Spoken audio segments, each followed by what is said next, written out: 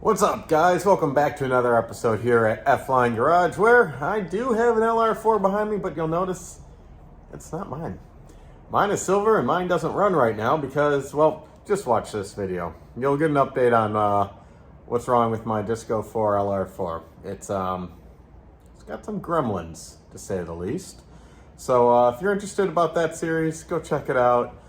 But what I got behind me is a LR4 with a air suspension reservoir leak.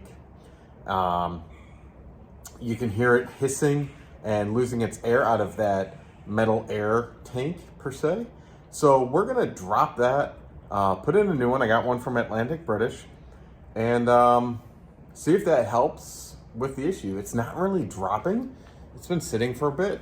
It was also sitting here for a few days until the parts came in, and it never really lost air. It wasn't slammed. So I think all the bags are fine, and I think all the valve blocks are fine, but I definitely hissing. It does have an air suspension code. So if you see this picture here, you'll see the code. I forget what it is, but it's pretty much just saying the compressor isn't working right. It's not filling fast enough, and I think that's because we keep having a leak. So it just keeps pumping and pumping and pumping, and it can't ever catch up. So yeah, we're just gonna jack this up, put 4 jack stands underneath each corner. I'm then going to release all the pressure from the system, and then we're going to drop it, put in a new one, fill it back up, and should be fine to go. So how hard can it be? Got the entire car jacked up on 4 jack stands. As you can see, I got the weight off the front. I got it uplifted, so I'm going to use my X-Tool D7 to plug into the OBD2. And what we're going to do is then release all the pressure out of the entire air system. And here's the air tank, air reservoir that is leaking right there. So we're going to depressurize the system so we can take that down without blowing any lines. So let me hook it up and show you how that's going to be done. All right, now that it's hooked up, we want to go to special function, and we want to go to suspension. This is Europe made Land Rover. It's going to wait for it to connect to the car. And then we're going to do manual selection. I guess we can do automatic detection, just so that I make sure I get everything right. I don't want to have to manually type in the VIN.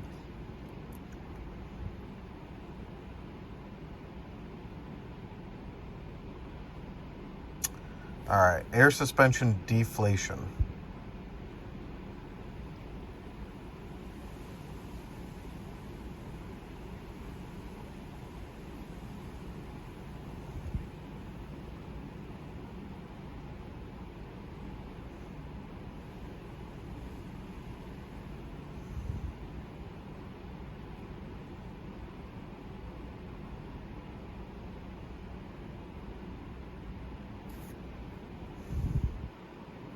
Now, don't do this unless you have the car jacked up, because it will get slammed. So this is the reservoir, so we want to,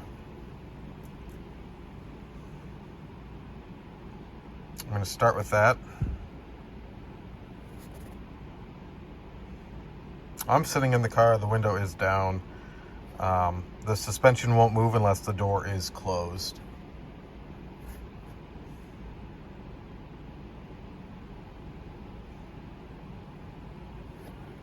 I am in the second mode.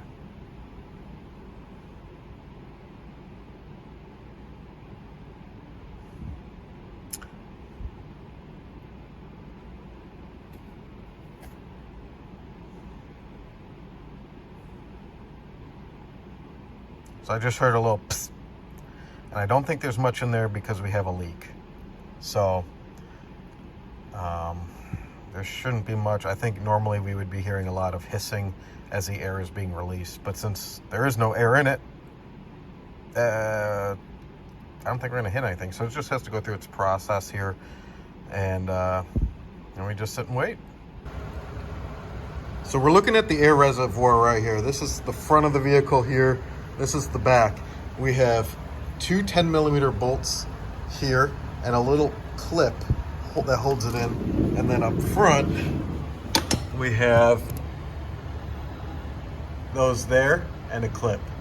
So we just got to start undoing these and it should start getting a little looser. Here's the clip that kind of like lines it up. So yeah, just got to take out these two bolts, those two bolts, and kind of wiggle it out. I got the old one out. Super easy, guys. Just take a 12 millimeter to undo the air hose, and there's the new piece. Just swap it over. There's the new one. Here's the old one, where this is where the leak's coming from. You can see any condensation is all coming out of this right into here. It's pretty rusty, pretty used. I think they got their money's worth out of this. This LR does have 189,000 miles on it and still is running really good. So I'm just going to put this tank back up here, hook in those two bolts there, make sure the tabs all line up, hook up those two bolts and the air hose, and let's fire this thing up. I used my screwdriver and I just kind of scraped off a little bit more rust, and you can see here, this is where the hole was. So I'm pretty sure we fixed the issue. Yeah, that's a pretty good hole. That's this is my thumb. I mean, it's as wide as my thumb. So that's probably why we heard all the hissing when the pump was trying to pump up. While it's up, I'm still going to do an oil change on this car and everything else. But the new one is in, looks shiny, looks good. I guess it's just kind of a poor design because a lot of rocks and leaves and debris. You know, you can kind of see all the stuff that fell out. So just kind of gets jammed up next to it and inhibits some rust. So anyway, I'm going to go do an oil change on this, but thank you for watching. This is gone. The new one's in. I'm just going to use my diagnostic tool to inflate everything, pump up this reservoir, and give it back to the customer. So thank you so much for watching. Like, subscribe, and keep sharing these videos too, because a lot of people are finding our channel, and I'm loving it. So I'll catch you guys next time. Until then, let's go Range Rover, Land Rover, everything.